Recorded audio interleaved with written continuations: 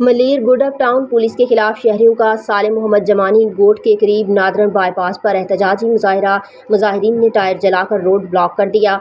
SHO थाना गुडप को मुअत्तल करने का मुतालबा। गुडप टाउन के कदीमी गोठों के रिहायशियों ने अनीस खासकेली, मोहम्मद अमीन खासकेली, मूसा खासकेली, अब्दुल्ला खासकेली की क़ियादत में साले मोहम्मद जमानी गोट नादरन बाईपास पर टायरों को नजर आतिश करके एहतजाजी मुजाहरा करते हुए रोड ब्लॉक कर दिया। इस मौका पर मुजाहिरीन ने मीडिया से बात करते हुए कहा कि थाना गुडप पुलिस बिला जवाज हमारे घरों पर चढ़ाई करके हमारे मजदूर नौजवानों को गिरफ्तार करती है।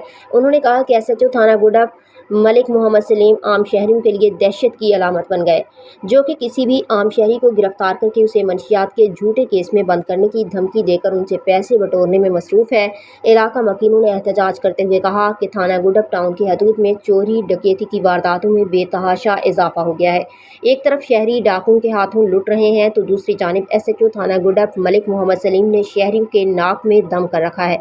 उन्होंने कहा कि SHO गुडप मलिक मोहम्मद सलीम इलाके में अमन करवाने की बजाय शहरियों को तंग करने में मसरूफ़ हैं।